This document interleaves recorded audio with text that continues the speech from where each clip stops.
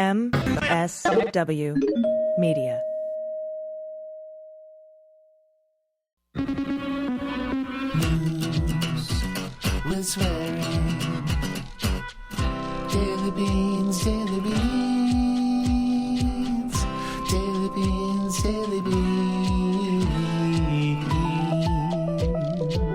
Hello and welcome to the Daily Beans for Friday, October 10th, 2025. Today, a federal judge has issued a restraining order barring federal agents from using riot control weapons against journalists and protesters in Chicago. A different federal judge has granted a temporary restraining order against National Guard deployment in Chicago. A pastor was shot in the head by ICE agents with a pepper ball, and he is suing over First Amendment threats. Trump's message to Pam Bondi about indicting Comey and Tish James was supposed to be a DM on Truth Social. Oklahoma's Republican governor is condemning the National Guard deployment to Chicago. ICE has detained and threatened an Oregon man despite citizenship. And Lindsay Halligan has indicted New York Attorney General Letitia James. I'm Allison Gill. And I'm Dana Goldberg. Okay, so all the news broke 5 seconds ago. It did, Damn. and it's wild. This is a wild news day. Like the stories we're about to tell you, I'm not saying wild in a good way. It's just crazy how much stuff has happened today. It really is. And by the way, welcome back. I know you Thank were out you. yesterday. Did you tell the people what happened? No, I didn't tell people what happened. So I've never done this before. I'm happy to throw myself under the bus, and Allison covered me. I fly all the time. I fly about 275,000 miles a year. My God. For the first time ever, I got home and I went to go plug in my computer, and it wasn't in my backpack. I left it on the airplane. And when I tell you I panicked. Anyway, I called down, and if there's anyone working for American Airlines or LAX, by the way, listening to this, I'm giving it up to Johnny in Lost and Found. This guy was working by himself. He made sure that within the hour and a half from the time I called to when they closed that they had processed it. He let me go pick it up. I had to drive to LAX in rush hour, and I wasn't even picking up someone I love. I just want to say. So yesterday was hell, and I just really appreciate you covering me, Allison. But that's what happened, and I got my computer back. Thank God. Thank you, Johnny. Thank you, Johnny. Over at American Airlines. Great customer service. Oh my God, I could not even imagine the level of panic I would feel if I left my phone or my laptop on a plane. Yep. Anyway, I'm so glad you got it back. Thank you. Everyone just take a breath and slow down when you're getting off an airplane and check and make sure you have all your belongings. Even though they tell you that over the fucking loudspeaker, Dana Goldberg wasn't listening. Yeah, but they also tell you how to operate a seatbelt. So sometimes you just tune out. Maybe I need to know how to operate a seatbelt during menopause. Maybe you need to tell me, Dana, in 6D, I need you to look around and make sure you have all your shit because you're having hot flashes. I always feel so much pressure to get off the plane at the right time so I don't hold anybody up behind me. Yeah. That anxiety really freaks me out. Anyway, that's what happened. Happy to be back. I have a gig tonight. So going back to work, but this is what we're doing it. We're going to cover the news. Yeah. And here's some breaking news. Lindsay Halligan got a federal grand jury to indict New York Attorney General Tish James. It's a 2-count indictment. And it's not about the house she bought for her niece, which is the one that we thought that this would be about. It's about a house she bought in 2020. And the government is saying she said it was a second home and not an investment property. So it's not the difference between a primary residence and an investment property. It's the difference between a second home and an investment property. Second home. Yeah. Now, second home, you have to occupy it for, quote, some part of the year, which means, a day, a week. It doesn't specify in their rules.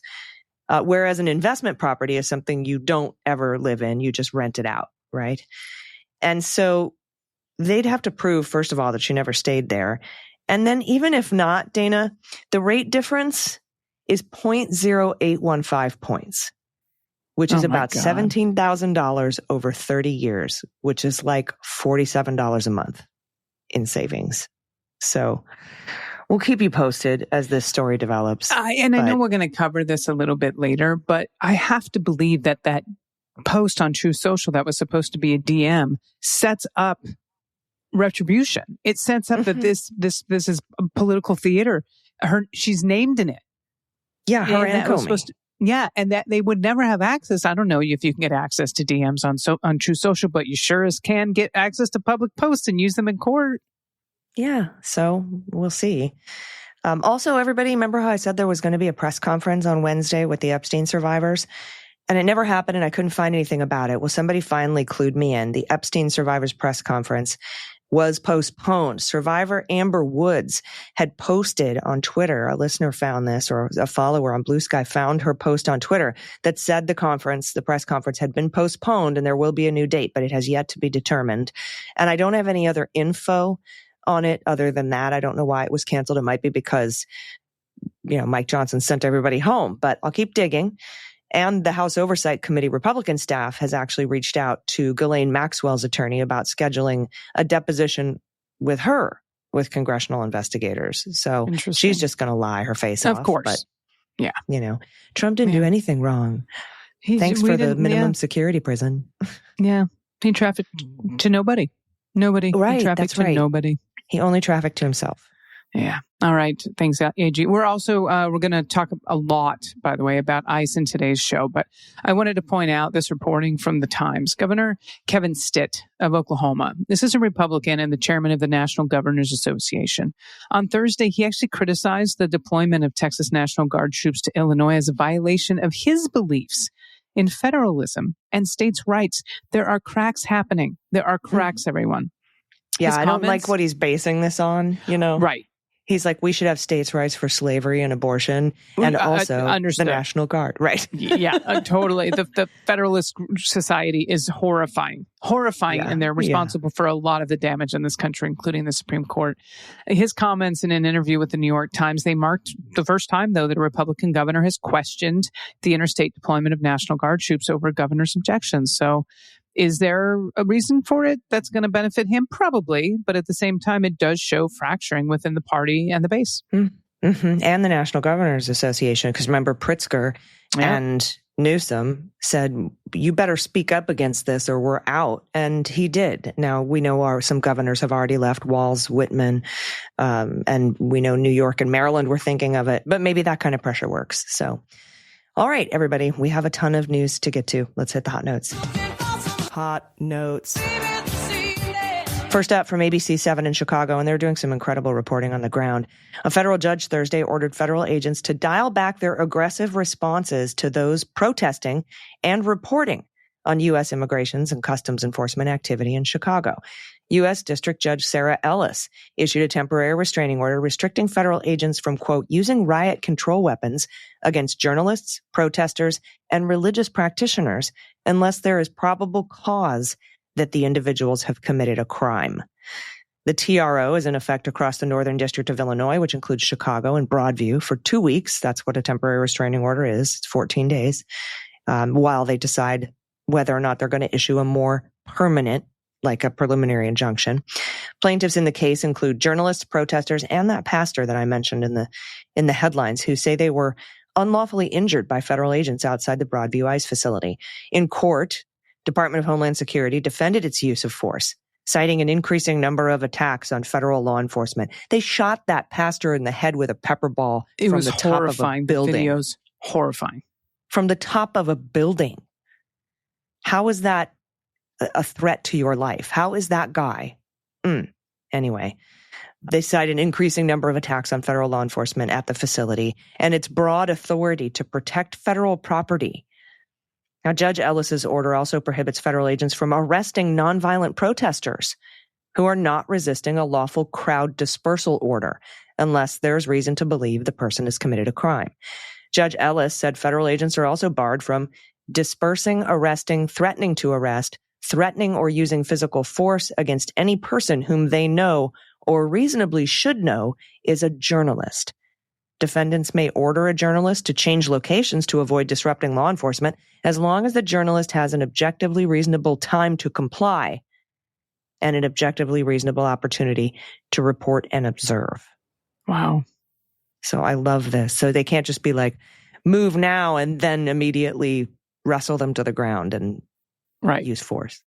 The lawsuit includes NABET CWA Local 41, which represents members of ABC 7 Chicago and other local TV stations.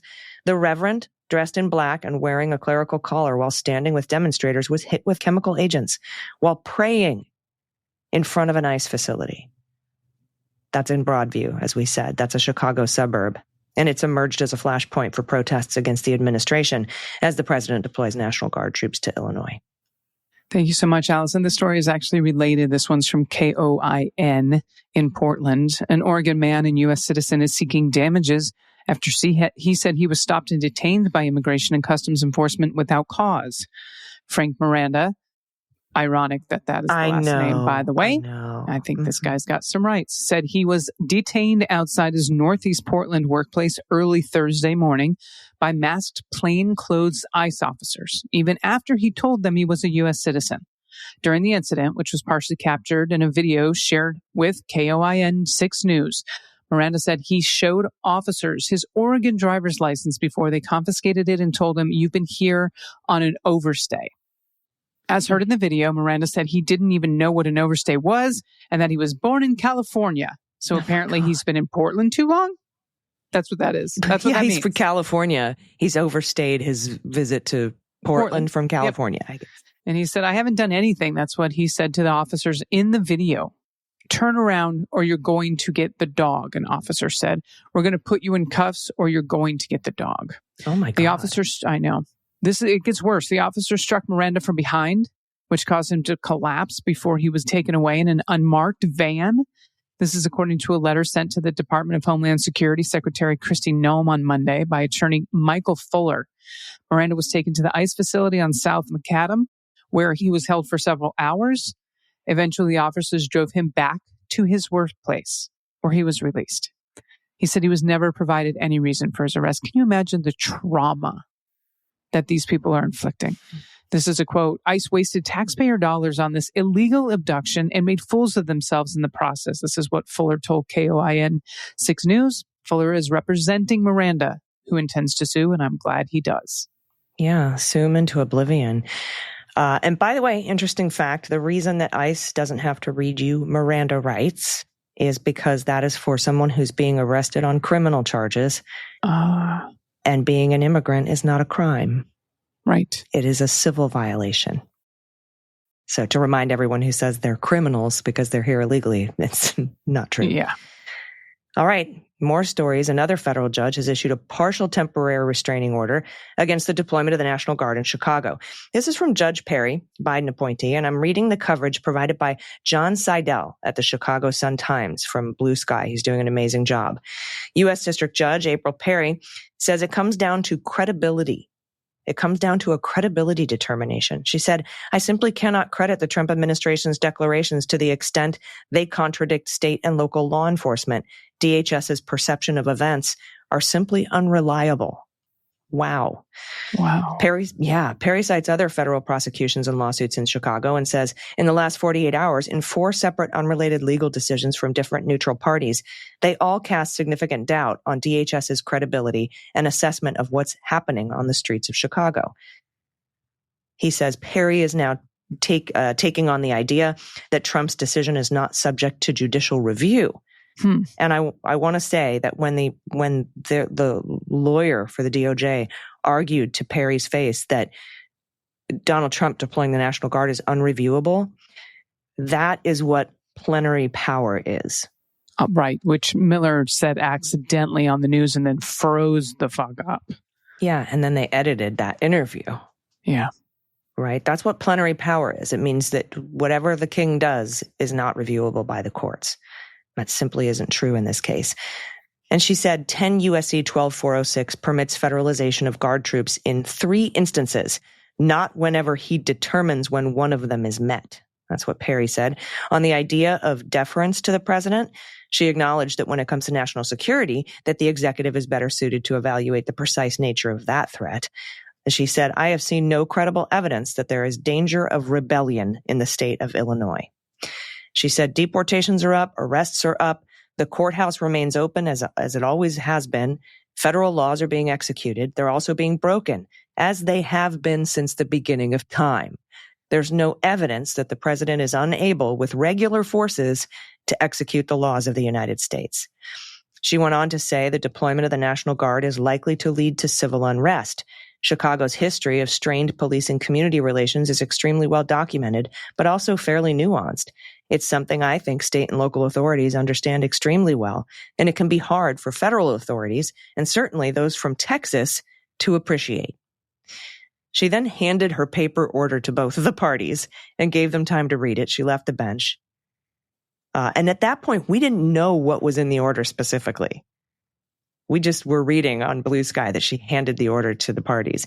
When she returned to the bench, the DOJ had left. So we had to wait for them to come back. And when they got back, lawyers for Illinois asked for a little bit of an amendment to her language in the order that they just read. He said, "We would like to request the addition of language intended to cover National Guard from other states or the National Guard of the United States. We don't want to get into an Oregon situation." Because if you'll remember, Judge Immergut said, put a TRO out against deploying the Oregon National Guard. And that's when Trump sent in troops from California. And when Newsom joined the case, that's when he sent in troops from Texas. And so she had to issue a second order on a Sunday night at midnight Eastern time saying, all right, fine. You can't have, fine.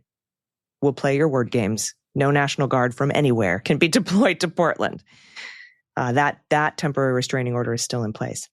Now, the judge went on to say the order is going to say that the defendants are temporarily enjoined from ordering the federalization and deployment of the National Guard of the United States within Illinois.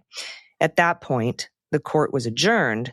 So we don't know which part was granted because she said she was granting the request in part, but it might have something to do with deference to national security issues that might come up later. Not sure. Haven't seen the order yet, but when we do, we will share it with you for sure. Okay, awesome. Thanks, AG. This one's from the Wall Street Journal. In his second term, Trump has taken control of the Justice Department in ways he could have only dreamed of during his first. That is for sure. I was thinking about that recently. Man, we thought it was bad then. Then he publicly railed against senior department officials, but largely heeded the Council of Aides, who urged him to trust the legal process. Well, this term, all it took was one errant post to get what he wanted. On September 20th, Trump meant to send a private message to Attorney General Pam Bondi, urging her to prosecute former FBI Director James Comey and his other favored targets. And I believe that will count as just James, by the way. According to U.S. officials familiar with the matter, he said, "We can't delay any longer. It's killing our reputation and our credibility." Trump believed he had sent Bondi the message directly, addressing it to Pam, although he calls her that all the fucking time, and was surprised to learn it was public. This is from the officials. Bondi grew upset and called White House aides and Trump, who then agreed to send a second post praising Bondi as doing a great job. I remember seeing that. It was a mess. So we were right. He thought he was sending a private message to Pam, and he was surprised to find out it was public. Is that the guy you want running the country? I mean, talk about Republicans can't tech. We used to have a whole segment on Mueller, She Wrote about Republicans not being able to understand technology. I hate to paint with a broad brush, but how about we just say MAGA and Trump allies can't tech? There you go. So that's interesting. By the way, who has two thumbs and is about to file a Freedom of Information Act request to get Truth Social DMs between Trump and other members of the executive branch? That would be this that girl. So I'll keep everybody posted on that as well. All right, your good trouble is going to be first up into good news. But before that, it's Fugelsang Fridays on the Daily Bean. So we'll be talking to John Fugelsang. Stick around. We'll be right back. After these messages, we'll be right back.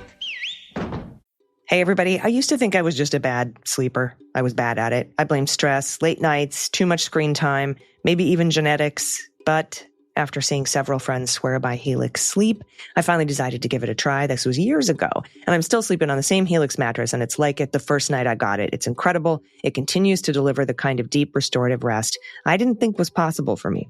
Before my Helix mattress arrived, my nights were restless and inconsistent. My old mattress was uneven, even if I flipped it. It overheated a lot, and it offered no real support, so I'd wake up stiff and sore in my lower back, and my Apple Watch told the tale. I would not get a lot of deep sleep. I'd have constant wake-ups throughout the night. And the data made it clear that my body wasn't recovering properly. I was running on empty every day. The first week on Helix changed everything. I started waking up without pain. My watch tracked longer, more consistent sleep cycles, and my resting heart rate dropped noticeably. The difference wasn't subtle either. It was pretty dramatic. The support feels balanced, the airflow stays even, and every night actually feels like recovery time instead of just lying down and hoping for the best.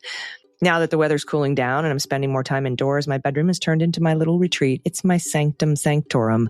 I read and I unwind, and I actually look forward to sleep. I'm trying not to scroll while I'm in my bedroom anymore. And even after years, the comfort and support has held up beautifully. It still feels sturdy, stable, perfectly tuned to my sleep needs. It solved my overheating, stiffness, and motion issues, and my Apple Watch continues to back it up with proof. Every morning, I feel calm and alert and ready for the day. So this is the best time to buy. And here we have an exclusive savings for Daily Beans members. Go to helixsleep.com/dailybeans for 27% off site-wide.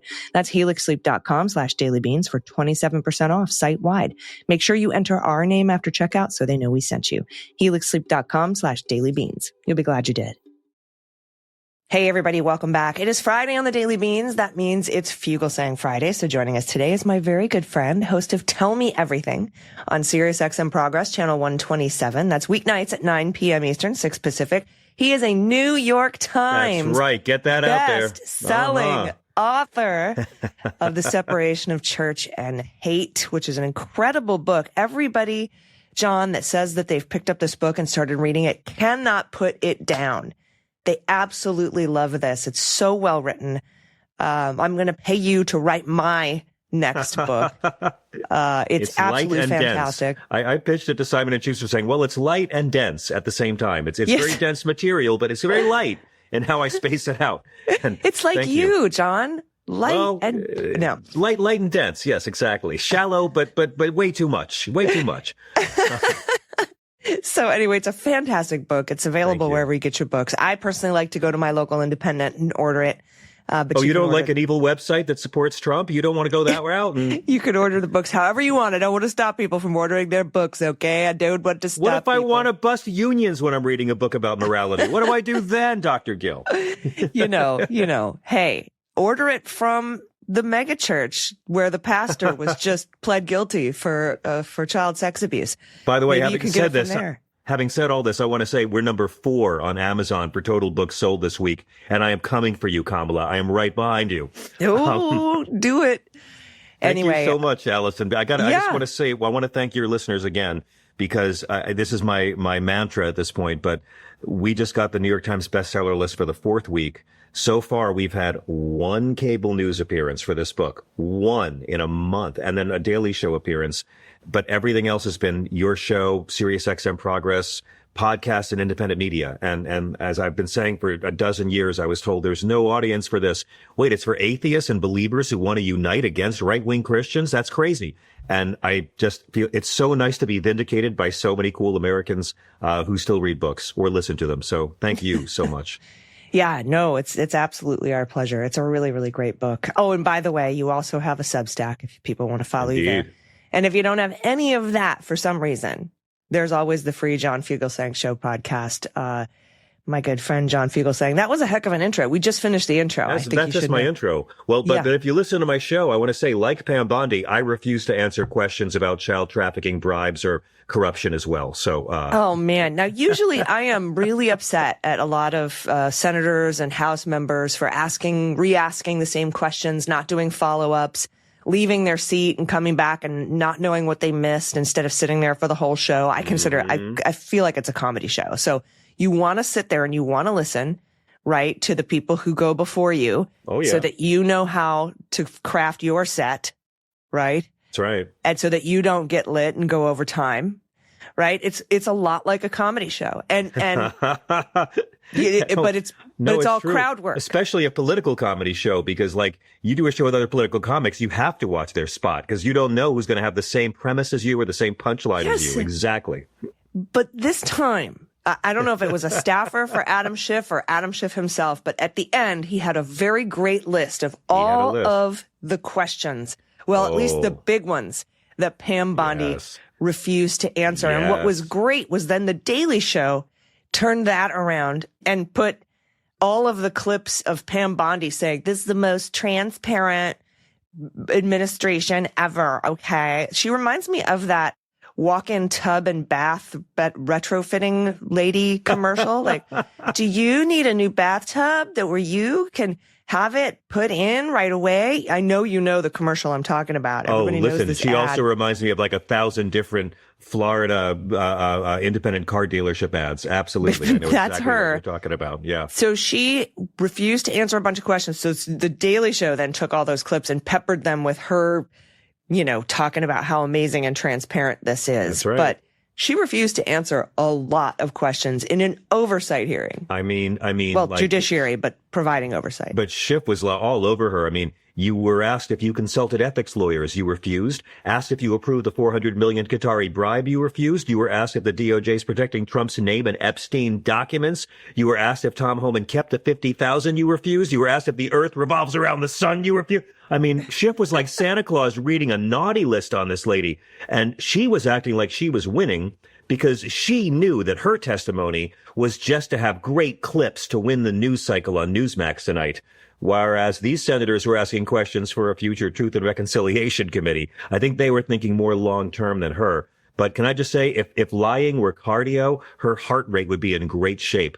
Because this thing was like Real Housewives of early stage fascism, slap fight. And I mean, she made Dick Durbin look like a rock star. It was really remarkable. Yeah. And like a comedy show, a bad one, she was reading from her set list. She had a folder in front of her that the Associated Press was able to get photos of little snippets of tweets and insults for Democratic senators. And so whenever her whole ad libs or all of her improvised ad libs were written out clear for her. It was great. Yeah. And so whenever a senator was asking her, a Democratic senator was asking her a serious question about, what's up with the Epstein files, or did you instruct FBI agents or whatever to flag Trump's name? That was a bit of my reporting where I actually had a source tell me that there were training videos created by the Department of Justice on how to flag Trump's name in the Epstein files and then do it in your own spreadsheet and upload it to a portal. I've still FOIA pending, a lawsuit pending against them there. Thank you. But she would, instead of answering the question, would turn to her little, and it wasn't even a binder full of women. It was a manila folder full of insults with taped Xeroxed tweets on it. And they're dumb. read right you have from to remember. Yeah. I mean, I keep saying like the evil is always greater than the stupid. We have to remember that. I call them dim shady because as sinister as they are, the stupid is always greater. I mean, Senator Whitehouse said, do you know if the FBI found the photos of Trump with half naked young women? And she just said, you're trying to slander President Trump. I mean, that was her best comeback. Imagine this. This is the Attorney General who said she had the Epstein files on her desk, but she can't say if the FBI found the photos. I mean, I think the only thing on her desk is the MAGA talking points binder and a Chick-fil-A milkshake. This was incredible. And she's so cocky. She's so certain that she's playing all these dumb senators because she knew she was going to win the news cycle that day. I mean, Pam Bondi really doesn't think there's ever going to be a scenario where she can be disbarred, does she? I mean, Senator Padilla said, do government officials have to follow court orders? And she says, I wish you loved your state as much as you hate President Trump. Yeah. That's not an answer. That's like my racist uncle on Facebook after 2 bourbons and some Tucker Carlson. Like, she couldn't even answer a question. It was just insult boss. She was heckling her own audience, which in comedy shows, you'll know, only works for so long. Yeah. Insult bot. Right. I like it. Oh, yeah. And that's all it was. So smug. But she proved that the corruption in Trump world isn't a bug. But isn't that what MAGA people model. like? Yes. They love the certainty. Listen, they don't want to see someone who feels unsure about doing evil. They want someone who makes them feel good about the evil being done in their name. This lady gutted the Civil Rights Division. She pardoned these violent insurrectionists. Jared Weiss, the guy who yelled, kill the cops on January 6th, now has a senior DOJ job, and she's acting persecuted? I mean, it's just petulance, privilege, and perjury. She refused to answer questions about child trafficking and bribes and law enforcement loyalty, but she did find the time to attack California wildfires. I mean, this lady doesn't prosecute crime. She redacts them. And all I can say is her world's going to be very different come January of 2027. And I can't wait for it. The Homan line of questioning, too, just with the, I think it was either White House or Blumenthal or both, were like, well, what happened to the 50,000? Can we get it back? Yeah. I answered your question. No, you actually didn't. She didn't. You just kept saying that there was no crime. We didn't ask you if there was a crime. We asked you what happened to the $50,000. Yeah. And there was no denial either. And that could end up being a problem as well. But, by we'll the see. way, can I also just add, that's just the $50,000 that we know about. Right, Tom exactly. Homan picked up lots of paper bags with $50,000 in them. That just happens to be the one that we have on camera that they are trying to cover up. But there's many, many more such bribes because Donald Trump is corrupt and sells power in his administration. Yeah, but I do hate to break this to you, but even if she's disbarred, you can still be the Attorney General. Oh, I know. Oh, that's fine. Disbarred. Listen, I don't think she knows that. I also don't think she knows that Nixon never went to jail, but someone else did in his place, his Attorney General. Who was it? She is our confrontational, corrupt Karen, and I spell that with 3 Ks. And, I mean, like they really are at this place of such petulance from watching so much Fox News that they think snottiness is strength. And, it didn't work in German. It's not going to work now. I mean, she couldn't. Didn't work on the playground either. Like, no. Stop it. Yeah, it'll work for a short time. But what's going to happen when Trump's gone? What's going to happen when his arteries have done what God has sent his arteries to do? And this whole party. I mean, when Marjorie Taylor Greene is the voice of reason on healthcare because she recognizes that gutting Obamacare is going to hurt Republican voters and Republicans don't want to listen to her. I think it's beginning to happen, Allison. I've talked on your show about how the billionaires are beginning to cut this guy loose, and now the douchebag comics who like to say retarded are beginning to cut this guy loose. And now when Marjorie Taylor Greene is sounding the alarms, I mean, we have 13 months until these midterms. I don't think you're going to see a lot of these senators and congressmen, unless they're in super safe districts, playing dumb about Trump anymore. It's going to get harder and harder. And, the Democrats could have just let them do what they wanted and take health care away and watch the economic toll. Unfortunately, the Democrats are decent and care about American life. They're a little bit more pro-life patriots than the Republicans, and that's why we're in a shutdown right now. Yeah, and the Republicans don't care about anything but protecting predators. And yes. We're seeing this now come to light. This is something that I'm sure Mike Johnson did not want to. I think he wanted to avoid this kind of thing at all costs because now he refuses to swear in Adelita Grijalva from Arizona 7th. So they don't have representation, though they're being taxed. And I seem to remember us having a problem with that in this country. Oh, talk to D.C. about that sometime. Virgin Islands, exactly. Puerto Rico. Yeah. Yeah. We could talk about D.C. statehood another day because I could spend hours on that. However, here we are with somebody who, and we have a history of him swearing people in the day after they win their elections. But not to protect child rape. That's a brand new thing. Not to protect pedophiles. And that is what is exactly is going on here. He actually even said on camera, what? She hasn't been, I didn't know she hadn't been sworn. She wants to be sworn in. I'll swear her in whenever. I had no idea whatsoever. I'll tell you the best thing about Mike Johnson, besides that he's America's... He backtracked that, by the way. Oh, yeah, he did. He had to already. But, I mean, this guy, besides being America's creepiest youth pastor, playing Mike Johnson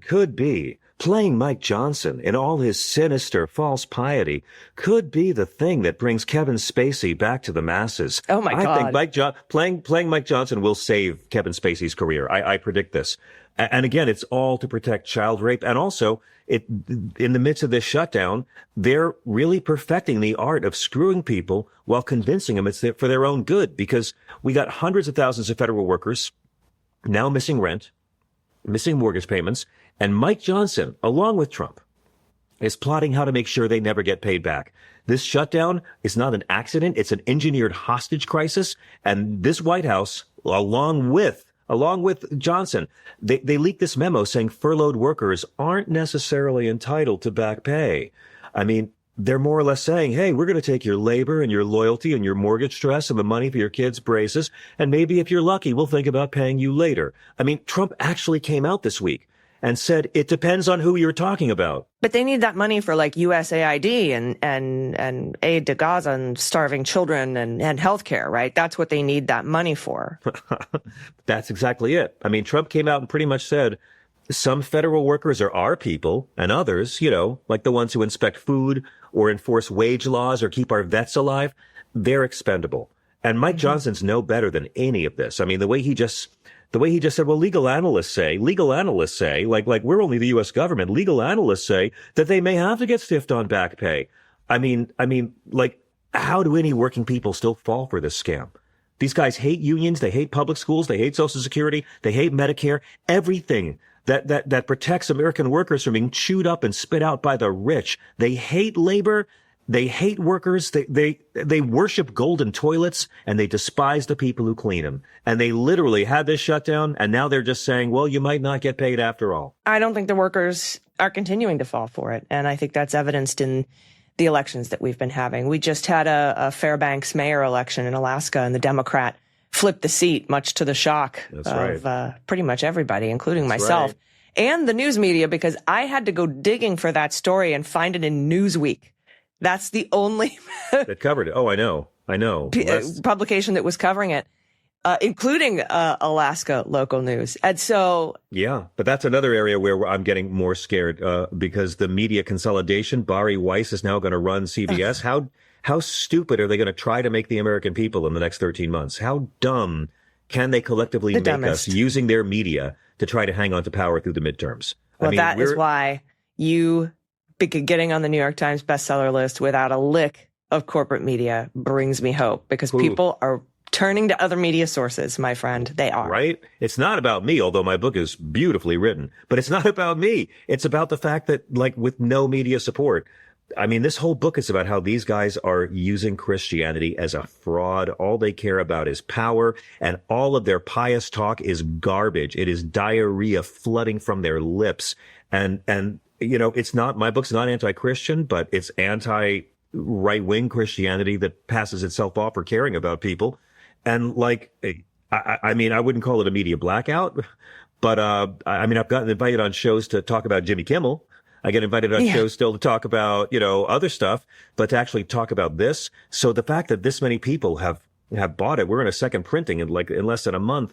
It just tells me that more and more folks are getting fed up with mainstream media that's really given a very watered down, and even the channels I like, even the cable news channels I like, not mentioning any names, but there's lots of great journalists at various cable news channels, but they're owned by companies that aren't ever going to bring you stories about organized labor, that aren't going to tell you about a Democrat winning in Alaska, because no clicks. Well, the journalists are the heroes, right? Yes, whether they're journalists over the media.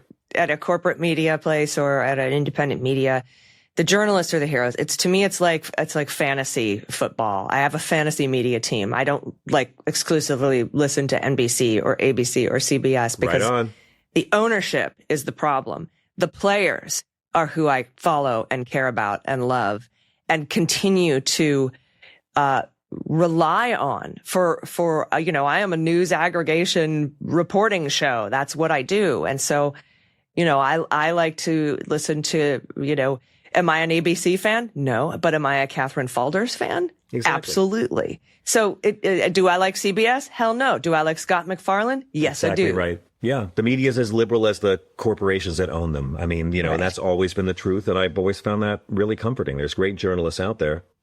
Yeah. When we rail against the media, it's like when we rail against government or religion, we're just trying to make it better. We want it to be better. And, corporate owned media, profit-driven news makes people dumb. It's very, very dangerous for our country. We've seen that. Washington Post editorial board today talks about Jack Smith's lawfare against Trump. Jack Smith's lawfare. Like grand juries saw evidence and returned indictments. And you're getting that out of Jeff Bezos right now because he needs a greater tax cut. It's just, we can't rely on it. It's got to be part of the diet, but we can't count on it. I mean, we've talked about this before, Dr. Gill. The responsibility of a journalist is telling the truth. speaking truth to power, maybe challenging authority, maybe standing up for those who are voiceless. That's the job of journalism.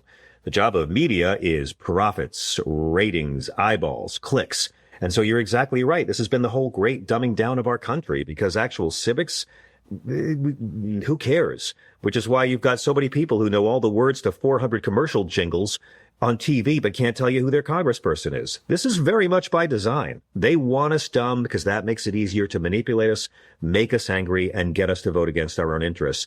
And we've seen it happen. I mean, the media will probably never be held responsible for their role in the Iraq war. Nobody will.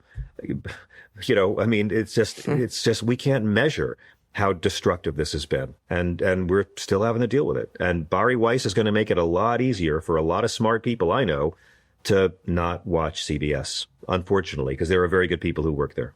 There are. Yeah. Well, thank you so much. And that's why the work that you do over at Tell Me Everything, your book, your podcast is so important. So everybody, you can actually listen to that on SiriusXM Progress Channel 127 weeknights, 9 p.m. Eastern, 6 Pacific. Get yourself a copy of The Separation of Church and Hate. And I was glad to be a part of helping you get to the New York Times bestseller list. Oh, Dr. Gill, you don't even know. And I'm so glad you're doing so much media now. Thank you. I mean, it's so good to see you on camera so much. And thank you. In my jammies? Do you like my jammies? Yeah. Oh, those I wore my heart jammies just for you. Yeah. Mm-hmm. I had no idea. I have the same pair. I'm so glad you're on camera more, because this is the future of media. And, you know, you're a leader. You're not a news reader. You're a leader. And I more and more am admiring people in media with compassion and guts. And so thank you for talking me off the ledge so much. Hey, it's my pleasure. And I'm a little frightened to know that somebody who's considered a media leader is wearing heart onesies in an interview. But here we are. I refuse. It's only the thong, Allison. It's only the thong. I'm not showing it. I'm very professional. So I refuse to pay the glam tax. I'm not going to wear makeup. You will not see me put on makeup. And I will sometimes be in my jammies. That's just how it's going to go if you want me on camera. And that's integrity. Thank you. Keeping it real. Thank you. Thank you, my friend. And we will talk to you soon. And please travel safe. I know you're out traveling this week. Yeah, I'm off to O'Hare to see how those TSA guys calling in sick for work is working out in the glorious Midwest. So thank you. If you can get any interviews with any of them, let's get some footage. Let us know how it is at the airport. I think that would be very helpful, because a lot of us are going to be traveling. My audience was just like laughing at how stupid all this is, but my Uber driver had a lot of stories about people he knows who have been just, I mean, people aren't going to work right now. There's, you know, I mean, obviously in you know, white folks with disposable income can talk about how unjust and stupid and corrupt and what a racist scam this is. But there's whole neighborhoods where people aren't leaving their house and aren't going to work right now. No, I'm only a few years removed from I would have been furloughed and wouldn't have a paycheck, you know. I know. I have to ask my Chicago friends, like, are we protesting the ICE evil motherfuckers or the National Guard who've been sent here? Who are we protesting right now? But I got to say, I've played so many military shows in my life. This is my first time ever in an active war zone. And the pizza's great. I mean, wow. It's like, it's great for fall. Pumpkin spice martial law now in Chicago. Gross. Well, you be safe, and we'll talk next week. Thank you so much, my friend. Everybody, John Fugelsang. Stick around. We'll be right back with the good news. Everybody, welcome back. It's time for the good news. Who likes good news, everyone? Then good news, everyone.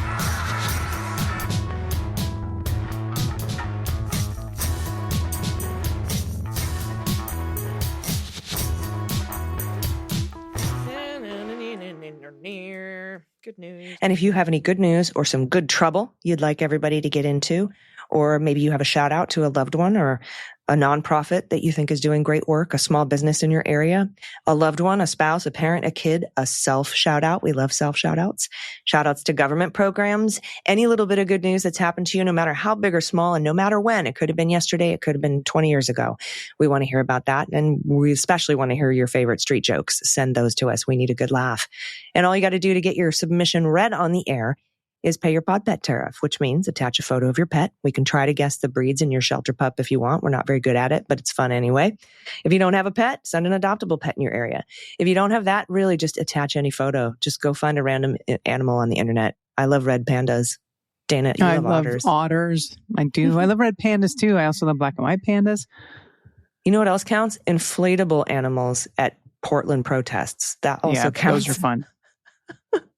You could send those to us. Send us any photo of like a sunset or your happy place or somewhere you went on vacation that you love, or maybe a rally you went to, a sign making party, a postcard writing party, maybe you're text banking, anything at all. We would love to see it, especially what you're making or creating to keep your mind off this whole shit show. Like if you're knitting or crocheting or painting, we would love to see that too. We have some incredible quilters actually that listen to this show. We have some incredible artists that listen to the show. Phew. Heck yeah, we do. Somebody did a watercolor painting of an otter for you yesterday. I'll have to send it to you. Oh, I did see the good news. And so I just want to say that I did see the otter painting. So if you're listening today, thank you. It was beautiful. That last story just gutted me. It was so beautiful. All right, first up is your good trouble. All right, as you know, Lambda Legal condemns the U.S. Office of Personnel Management's announcement that it will exclude coverage for gender-affirming care for adults from the Federal Employee Health Benefits and Postal Service Health Benefits programs beginning in 2026. But Lambda Legal lawyers are fighting back.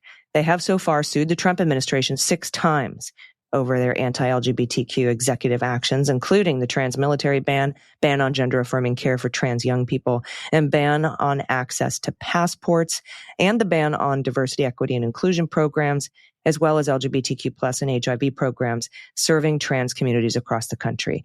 They have won court orders in 5 cases so far protecting these communities as their lawsuits proceed.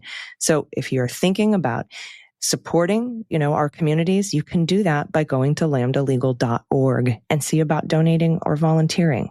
And I just want to say this is one of the organizations I know well and I work for. So I can vet them and tell you that they are reputable and doing work. And this part, they won court orders in 5 cases so far. That's just this year. Yeah. And they are really doing the work. And when Lambda Legal sue, they have a very good win rate. I host their annual awards gala every year in New York, and sometimes their soirees in San Francisco and Dallas. But if this is an organization and you want to help fight this stuff, I promise you this is one that your money is going to go to good use.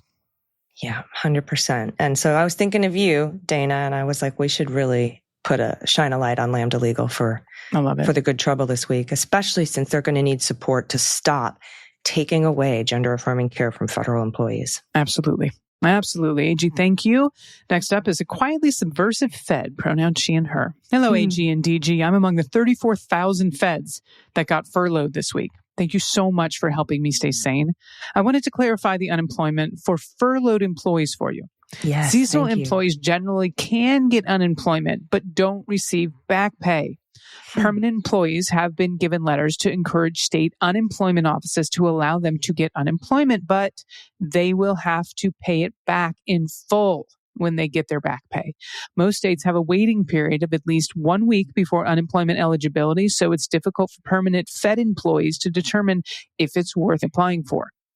On a positive note, I stopped at one of my favorite coffee places, 7 Brew Drive-Thru Coffee, for what I thought was going to be my last time until the shutdown is over. Talking with the cashier, the shutdown came up, and before I left, she gave me 2 free coffee coupons because, as she said, I shouldn't have to worry about my coffee too. Bless. It reminded me that there are kind people out there and why 7 Brew has become my go-to place to grab coffee. At my pod pet tariff, I'm attaching pictures of the 2 greyhounds my mom just adopted. She's been heavily involved in greyhound rescue, and her past greyhounds have been from Florida and Arizona. These 2 cuties are from Australia. Oh, look at the babies. AG, I want to prompt a new, not game, but like submission. While this shutdown is happening, I know several states, and I've seen several posts of businesses that are offering free things to furloughed employees, to federal employees that aren't working. I believe there's an ice cream shop in Albuquerque and another shop in Albuquerque that's doing some stuff. If you know of a business that is giving discounts or giving free things, whether it's a sandwich or a meal or what have you to federal employees, write in and let us know until this shutdown is over, because we would love to send people to support those places. Yeah. And also keep in mind, there are several credit unions that are giving 0 interest loans to furloughed federal government employees. That's probably a better way to go than unemployment, because unemployment doesn't pay you your full paycheck, if I recall. It's like a small fraction of it, and you have to pay that back.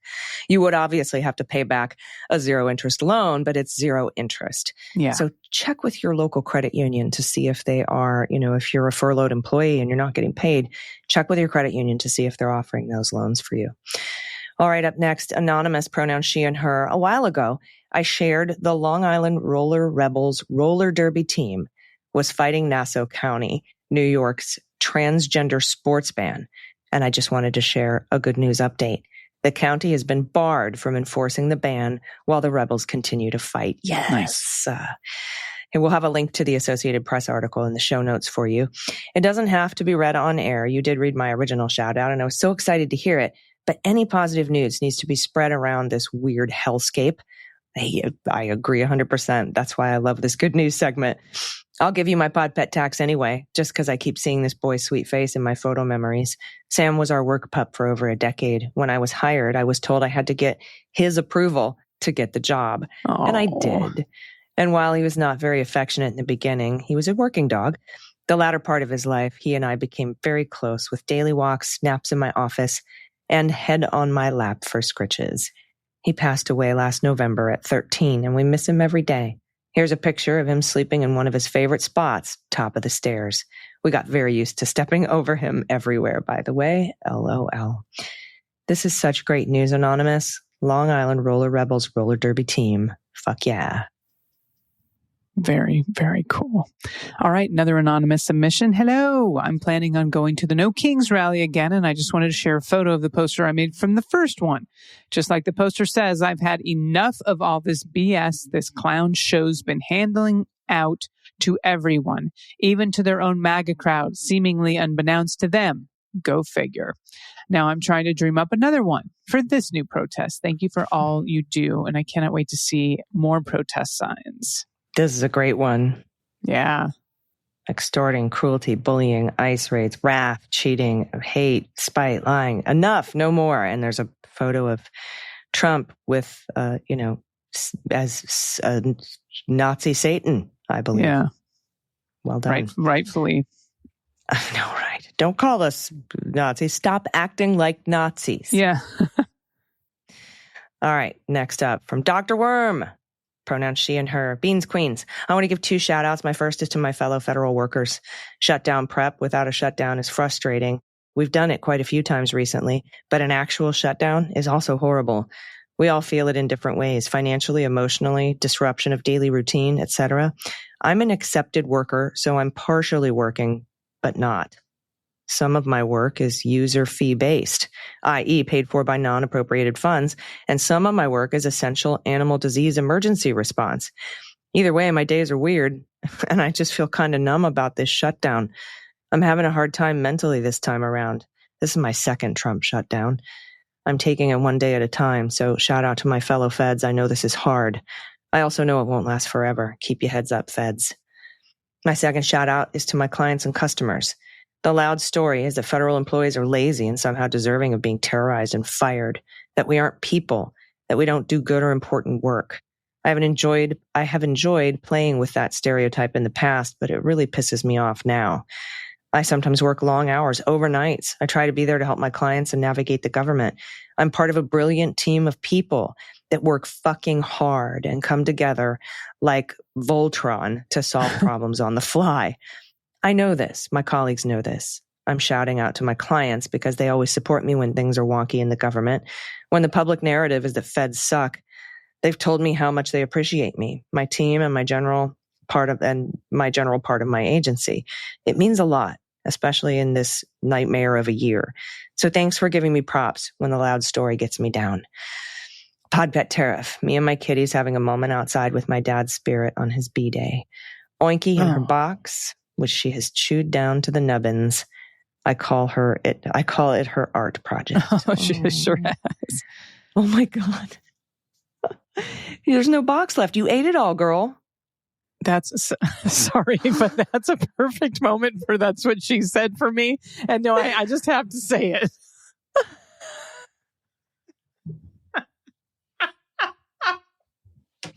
I just got it.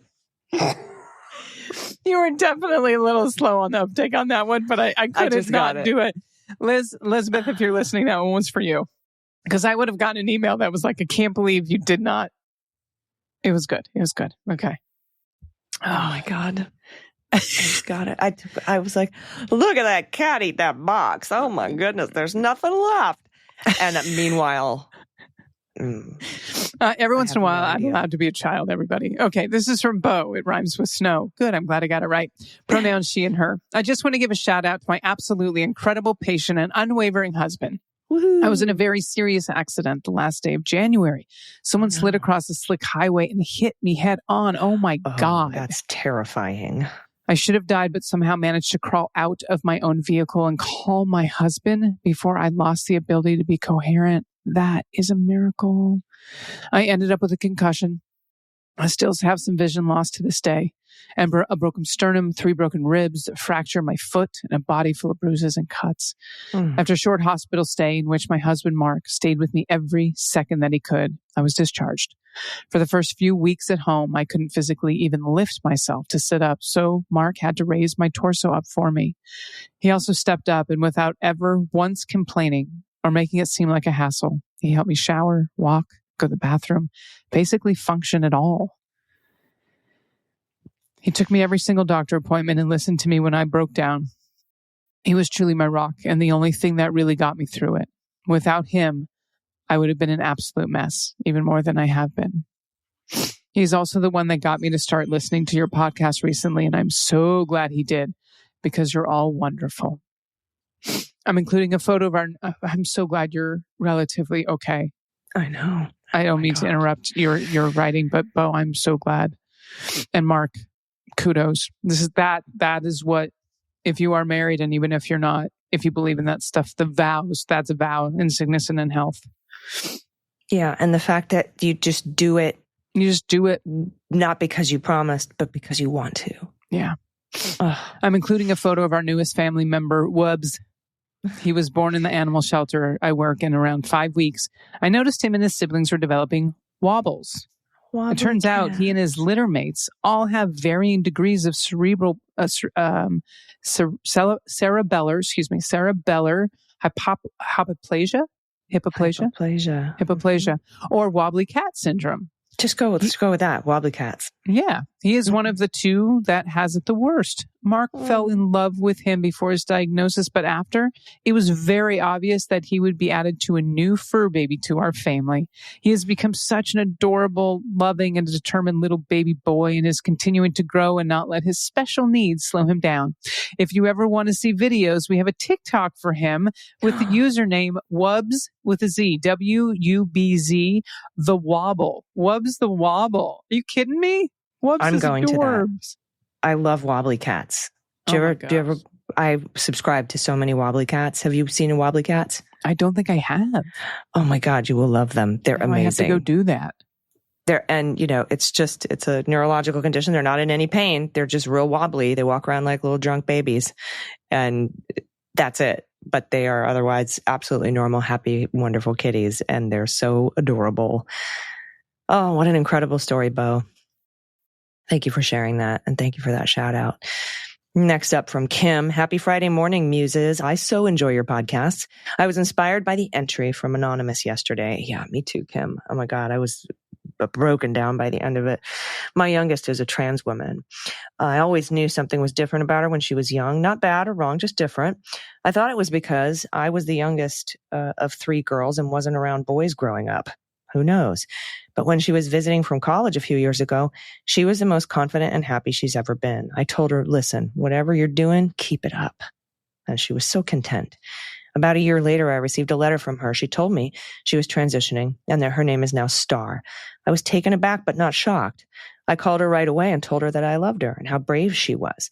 She asked me to pick out her new middle name, and there's a crying emoji here. So we shortened my mother's name. As a mom, I couldn't imagine rejecting my child for any reason. I'm extremely concerned for her safety, especially now. She has traveled internationally recently, and I worry each time she leaves the country that maybe she'll be arrested or something harmful will happen to her when she tries to return. I didn't lose a son. I lost my unfair plan for his life.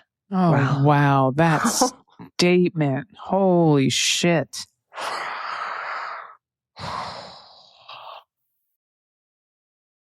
Instead, I gained an amazing daughter who is braver than most people I know. Thank you for both supporting all living beings. I've attached a picture of my husband and our grandson because these two are goofy as fuck and always brighten my day.